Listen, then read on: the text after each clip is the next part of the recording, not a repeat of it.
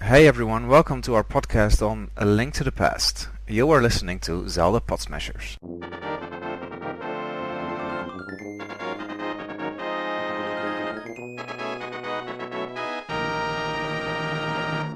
Guys, tell me, why are we talking about Link to the Past? Why now? Because A Link Between Worlds is coming out in about 2 weeks. Mm-hmm. So we are very excited for the sequel and we decided to play through the original again. Yeah, exactly. Yes. Martin, when did you play the game? Well, I played it last week and it was my first time going through the game. Okay, wow. Yeah. Nice. Frank? 3 weeks ago, but I originally played it on the Game Boy Advance in 2003 for the first time. Oh yeah. Yeah, I played the game half year ago for the 4th time, I think. And I played the original on the Super Nintendo. It was actually my first Zelda game. Ooh. So, I love it. So we have very different, like for you it's the first Zelda game, for Martin it's a new experience, and for me it's like a middle Yeah, experience. should be an That's good. interesting point of view. So, to start, shall I give a short summary of the story? Yeah, why not? Yeah, please. So, A Link to the Past takes place after Ocarina of Time. It's actually the first game in the Downfall timeline, which means that Link got defeated in Ocarina of Time, and Ganon got a hold of the Triforce.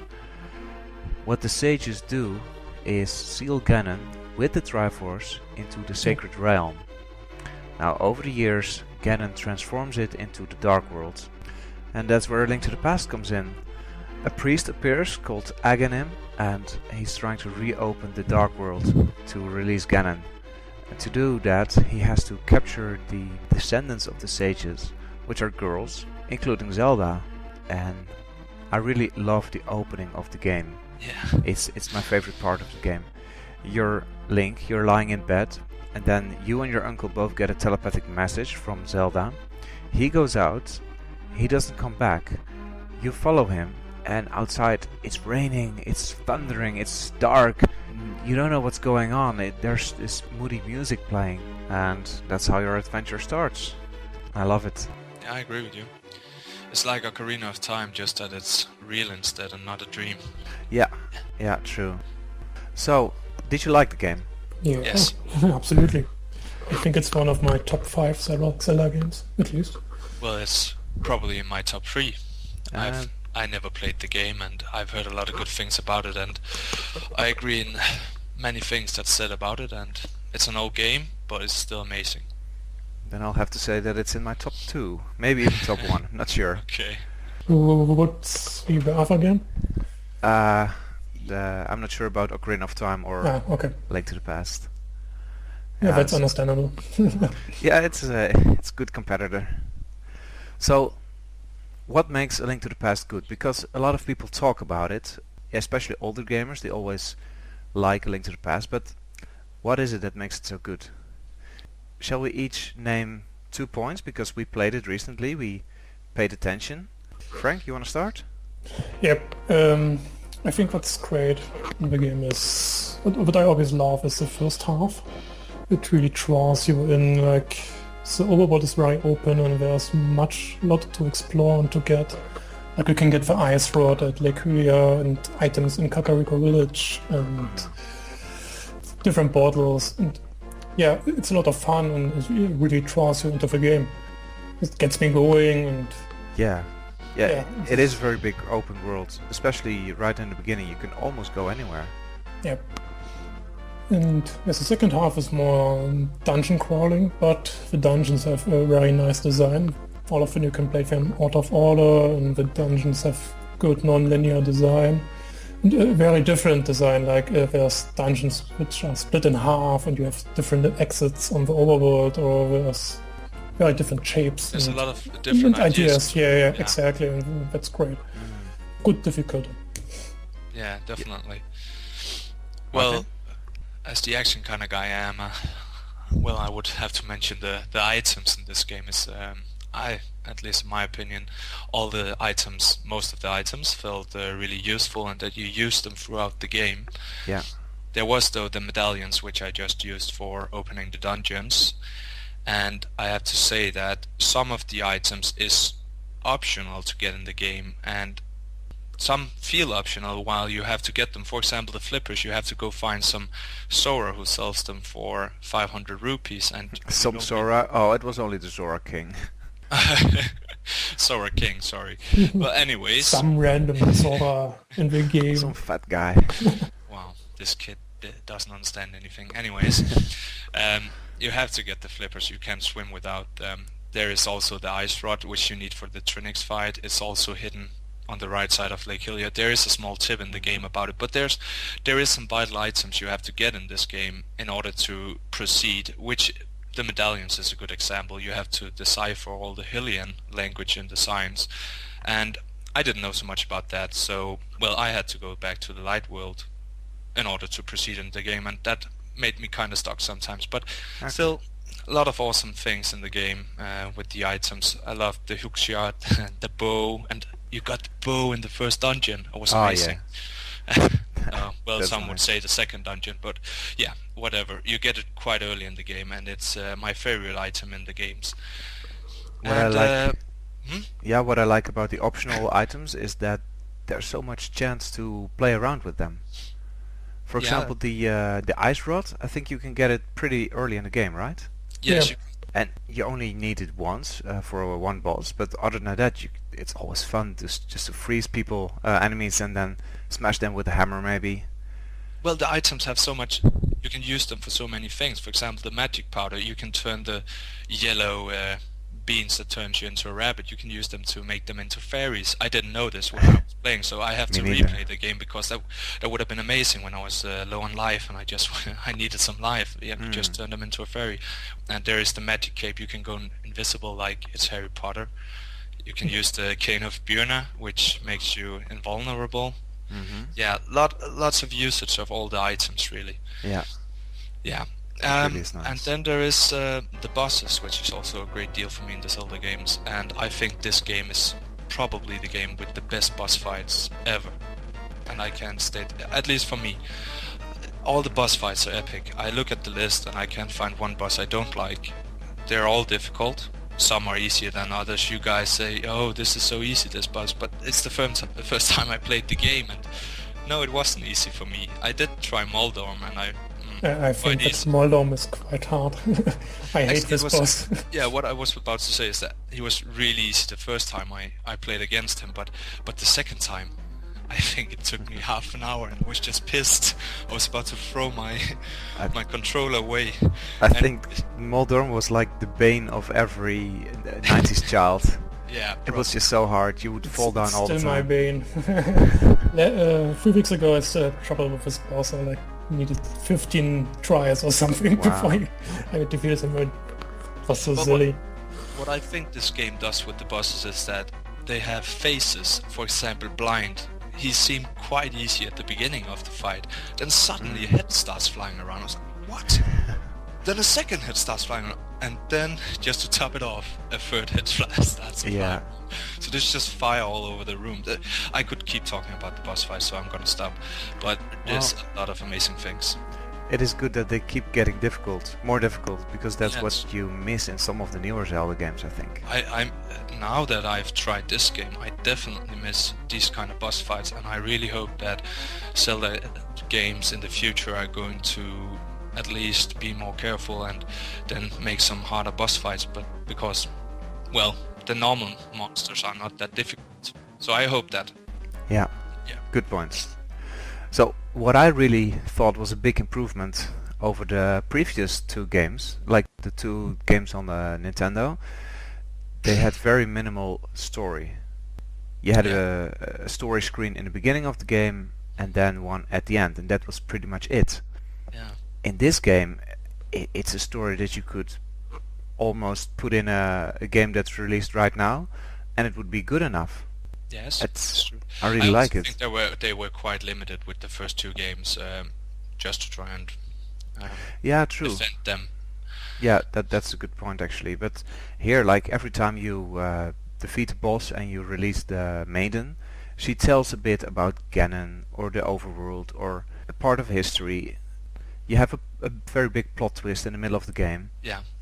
By the way, do you know the story of the story? Like Story of the story. yeah, how they got together the story of Link to the Past. I don't know. There was this guy working at Nintendo, Kensuke Tanabe, and he was really into fantasy literature, Lord of the Rings, etc. And what he did in his free time, he wrote fanfiction. At one point, before A Link to the Past, Nintendo found out about that. They probably saw some of his stories lying on his desk or something, and they asked him to join the Zelda team and to write the story of A Link to the Past. I think that's not correct. Oh. His story is for the first Zelda game, not just Link to the Past. I think. Yeah, actually, I did some research on it a year ago, and people showed me that he actually started working on Link to the Past. Oh, okay. Well, maybe I'm mistaken. Yeah, I know why we were confused.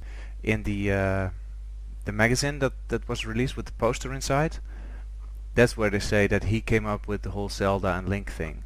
Ah, okay. But That's found not out really that's not correct. true. That was Miyamoto. Yeah, it was. And another thing that I really like about the game is the music. When you think about it, a lot of the famous Zelda themes, they started out in A Link to the Past, like Zelda's Lullaby. Yeah. Oh, best song ever, the Dark World theme. Yeah, that's really great. I also like the Light World theme. Yeah, It was just awesome having it playing on my TV and just playing the game. yeah. Frank, Yeah, did you, many themes were created for the first time, like Hyrule Castle or Zelda's theme or Kakariko Village. Kakariko. Kakariko. Yeah, so many known themes in the series, like stand-up to the series, were made by Link to the Past and not Ocarina of Time, like you would think. Yeah. Did you, by the way, talking about music, Martin, I know you didn't go there, but Frank, did you go to the Zelda concert? Yep. Okay, was awesome, wasn't it? Yes. I've missed out. Anyway, I think that's pretty much what makes A Link to the Past so great. Yeah, And- I agree with you. I think this game has taken a lot of, they've made a lot of innovative and a lot of features and put in the game, and it just worked really well. And I think a lot of the newest Zelda games, also Ocarina of Time, is using this model to build the game from. Yeah. Must have been a huge success for them. Yeah. It shaped from the modern Zelda, Link to the Past. It's like many things which are standard to the series now were invented by Link to the Past, which includes cutting grass, for example, or opening treasure chests. You didn't have any of this in the NES games. That's This was true. made by Link to the Past. Or, pieces of art. And Yeah. Smashing pots. Well, yeah. also yeah, the true. big Smashing parts. the big story that you can interact with people. I know you could a little in Zelda 2, but it wasn't that much. Come on, No. let's be honest. This game just took it to the next level. Yeah. So much to do. Yeah, they made the world feel magic. It's like you're on an adventure and you just want to go save all the girls. Yeah. Story of my life. Yeah, yeah. So, is there anything you didn't like about the game? Yes, there is. We were talking about it the other night, and you mentioned, Frank, the hitbox of the game. And since I've played the Oracle games, where where you swing your sword and you can see the animation, it basically hits all the way around. But in A Link to the Past, that's not how it works. I think it's a bit stiff, and you have to be really in front of the monster before you hit it. That was a bit difficult for me. I have problems with monsters running inside me, like it's... Yeah, Yeah, you also. get constant damage from enemies running inside you, which is problematic. Yeah, because once they're inside you and you swing your sword, you don't hit Yep. them. Yep. You Yeah. have to run away, turn around, and hit them. That was a bit Yeah. annoying. And I guess the overworld, no, the Dark World dungeons, it was a dungeon crawl, as Frank already mentioned. Yep. There was not so much to do between them, and there was not so many things to explore in the Dark World. Even though you could travel back to the Light World, there were some places you had to stand. It wasn't always obvious, but sometimes it was quite obvious, and there is also a lot of hidden things as well. But I wish there was more to do between the dungeons, at Yeah. least. And But also, that's when you open the map of the game, it actually shows you the location of all the dungeons. Yeah, that's true. So that And they also have a number. One, Yeah. two, the order to do them in. But you can play them out of order if you want to. At least Yeah. some of them, which is Yes. cool. Like, for example, in the Super Nintendo version, there was this puzzle in the Ice Palace, which you could skip with Cane of Samaria. So a lot of people were going to the Misery Mire and getting this Cane of Samaria first, and then we went back to the Ice Palace to skip this puzzle, because otherwise this puzzle requires lots of backtracking through the entire dungeon. I So, actually yeah. like that puzzle. I'm a bit Yeah. sad that they took it out of the. In the Game Boy Advance version, no. In the Game Boy Advance version, we fixed it. Basically, we made it so that you cannot use the Cane of Samaria. So you have to go back all the way, and it's a little bit different, but it's. I think they made it easier, didn't they? No, actually, we made it harder because you can't use Cane of Samaria anymore. You have to go back all the way and find. I think the Game Boy Advance version is harder in that way. Yeah, because I played the original when I was, how old was I? 12, and I remember having to push a block. Yeah, okay, that part is a little bit tricky. You don't have to do this anymore, yeah. But you have to go back to this block. This is the way you can skip this. Okay, Well, so to be honest, I don't think the Ice Palace was the worst dungeon. And I didn't get the Cane of Samaria to do this kind of trick. I didn't know you could do that. I was following them in order, that kind of person. Anyways, I think the Ice Palace was fairly easy. It didn't take too long. There was another one. You have like 3 doors you can go into from the start, and you get to a bridge. You have to blow up the bridge. You have to jump down, push a button, get a key. I can't remember. Dark Palace, you mean? Yeah, the Dark Palace. Then where you paid a monkey to open it. Yeah. Yep. With the most awesome boss battle Helmer saw King. Anyways, I agree. that dungeon took, I don't know, 2 hours for me, I guess. I don't know, I have no time of it, but I was really annoyed by that one. I wanted to look it up, but I didn't. I completed it myself, but it was really difficult. It's very easy to miss a key in this dungeon. It happened to me the last time as well. I was like stuck. I was like, okay, I'm missing a key. Where do I get it? And it was really confusing. Yeah. But I like these kind of puzzles. I got into a room and I see, wow, there's a bombable wall up there, and I'd been at that spot. So I went all the way back in the dungeon, back to that bombable wall, and when I got in there was just fairies. I was so sad. Yeah, the game is cruel. Yeah. So, do you think that the game in this age is overshadowed by newer Zelda games, like Ocarina of Time, or if we're talking about 2D games, is it maybe overshadowed by the Minish Cap? It depends on what terms. I think if you want more story and more interaction, it's definitely overshadowed, or more side quests. It doesn't have as many side quests as newer Zelda games. You have the 24 pieces of heart and some optional items, but that's pretty much it. It's an old game, and it's very charming to play. I played it for the first time, and I don't think it's overhyped. It's a game I could sit down and play again. It's a replay value. I enjoyed every moment of it, and I think any Zelda fan would as well, and I even think my brothers would play this game. So no, I don't think it's overhyped. I think it's living up to the hype it's getting. It definitely overshadows all following games in terms of difficulty. Like the difficulty level of A Link to the Past, for me, is just perfect. It's always challenging, and you don't get this with the newer Zelda games here. They tend to be very easy, and I think A Link to the Past is just the right difficulty.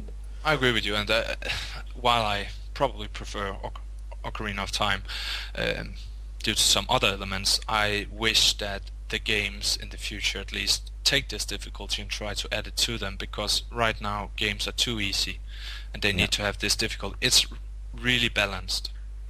Speaking of future games, so in a few weeks A Link Between Worlds is out. Now don't worry, we're not going to spoil anything, because I personally hate spoilers, but is there anything from A Link to the Past that you would like to see again in A Link Between Worlds? Now Frank, I know you played a lot of the new game, so maybe I shouldn't ask you, but Martin, is there anything?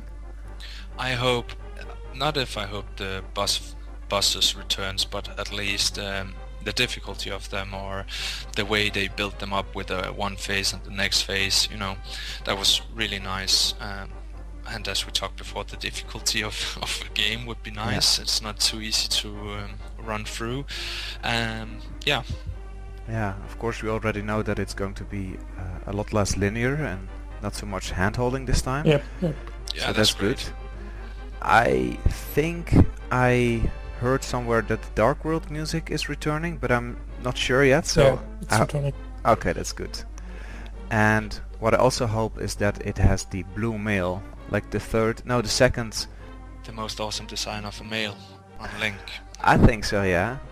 It's the Yeah. second costume you get. I really like it. It's a blue tunic with a yellow hat. Yeah, it's very good. And Frank, is there anything that you haven't seen yet, but you hope it will be in? And only the difficulty, like Martin said, but I already know what I'm getting with the game, so Okay. I'm quite happy. Okay. Okay. Good. Well, also there was one dungeon where you have to go. There was more entrance points. I think you already pointed that out, Frank. And I hope A Link to Yeah, that would Between be awesome, Worlds. yeah. Yeah, and I hope A Link Between Worlds do some kind of this with. They were quite innovative with A Link to the Past, and I hope they take some of those elements and put into A Link Between Worlds. Yeah. So, you know what I don't like about Nintendo? I think they missed their chance. They should have totally released this game for the Wii U Virtual Console before A Link Between Worlds came out. I agree. People And want to replay this game, or maybe play it for the first time before the sequel comes out. Well, you can still go into the Wii menu Yeah. and play it. But I still agree with you. But you can still play it. It's not a problem to bind. When the game comes out to the Wii U, you can upgrade it. But yeah, I think a lot of people is going to miss the opportunity because Nintendo won't be able to advertise with on the Virtual Console store. They could if they would have introduced the Game Boy Advance Virtual Console for the 3DS, they could have released the Game Boy Advance version for on the Virtual Console. Yeah, I think what I think is a bit sad is that we don't have the fourth palace in the Virtual Console game. Palace And- of the Fourth Sword, you mean? Yeah, the fourth sword. Sorry, I really hope we would have this, but luckily, Frank, you've given that to me, so I will play it soon. Well, I actually assumed that they would release the game right now for the Wii U Virtual Console, because when they announced the Virtual Console on Wii U in April, when they first released their games, they made a trailer which showed A Link to the Past as one of their games. Yeah, that's going true. to be on the Wii U Virtual Console. So I assumed that they would release the game right at this time, like it's now in October or November. Yeah, But and they did release the first two games a few months maybe ago. it gets released next week. We don't know. Yeah, a bit late, but let's hope so. But there are currently no Game Boy Advance games on the 3DS except for the Ambassadors. So that's not going to happen.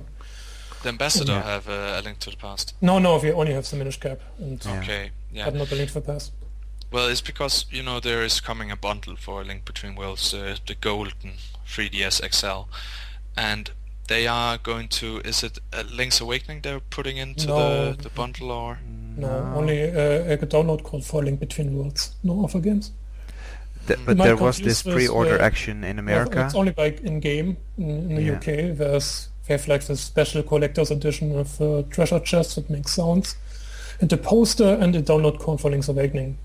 But Okay. it's only for game, so if you Yeah, and I think in America you had a deal. If you pre-ordered it, you would get Oracle of Seasons. yeah. If Best, Free. I think it was Best Buy or Yeah, My point no, being- GameStop. My point being is that it would have been amazing if they had released A Link to the Past there and let that be the extra thing you get with it. yeah. I think you definitely want to play the game before A Link Between Worlds gets released. So yeah, it's Because I think a missed opportunity.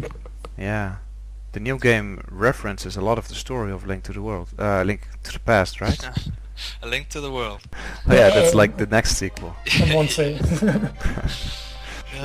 You've replayed it recently, Frank, and have you, Stephan, you also replayed it quite recently? It Half a was year ago. earlier this year. Yeah, and what is the replay value for you guys to play this game again?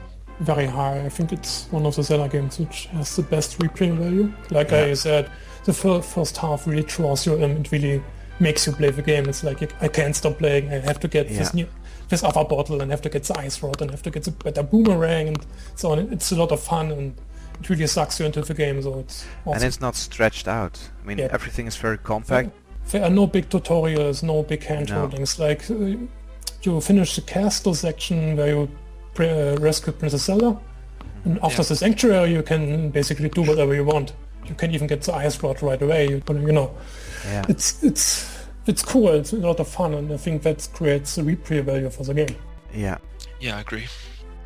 What's interesting about A Link Between Worlds in the game that there are maybe some references in A Link to the Past that you don't get unless you have played A Link Between Worlds. Like there's a little creature in the Dark World. It's completely unimportant in A Link to the Past. You may not even notice it, but it plays an important role in A Link Between Worlds. So maybe it's also good to replay A Link to the Past after A Link Between Worlds to get some of the references, you know. Wow. So maybe I Yep. should. Yeah. Maybe you Maybe- notice more. Yeah, maybe it's a good idea to play the game afterwards. I don't know. Yeah. So- I agree. If you guys had to say how much does this game revolutionize the series, because let's say we are back in 1992, you have The Legend of Zelda, you have Adventures of Link, you have this game. How would you say this game upgraded the series and, you know, they created this kind of model? It's probably the biggest upgrade to the Zelda series. I think Yeah. the only game that comes close is Ocarina of Time. Because it went 3D. But if you think about it, Ocarina of Time uses basically actually A Link to the Past as a template. Yeah, I completely agree with you, because I started thinking about you have the free child dungeons and there's so much to do in the overworld. There Yeah. still is when you become an adult, but Yep. it's Yeah, kind of it's- the same. Yeah, it's Just to say. And great. I know that you said, Frank, there's only 24 heart pieces, but I look at the list, there's so many things to collect in this game, and if I compare it with the first two games, then there's a hell of a lot of Yeah, of things to collect. it's a big difference, yeah. Yeah, so I think it's quite sad if we start comparing an old game with new games, because, come on. But still, this game really stands a chance, even though I compare it with new games. Yeah. Even if you haven't played it yet. I mean, guys, it's €8 on the Wii Virtual Console. It might be out on the Wii U one. I'm just jealous of everyone who hasn't played this game before. It Yeah, would be want awesome. to erase your own memory of playing the game? Yes, if I Start could, over. totally. It is amazing. I can only tell everyone to go pick it up right away. Do it before A Link Between Worlds and play this game. Yeah. Go through it. It's amazing. You're going to enjoy all the hours there is into it. You don't have to 100% the game. No. Yeah, it's great. I agree. Okay, I think that wraps it up. Yeah, I agree. Thanks for listening. Yeah, thanks for listening, guys. Also, let us know what you thought of the game. Did you play it? How old were you when you played it? And tell us if you're looking forward to A Link Between Worlds. yeah, See you next time. have a nice evening and Same. have fun. Bye-bye.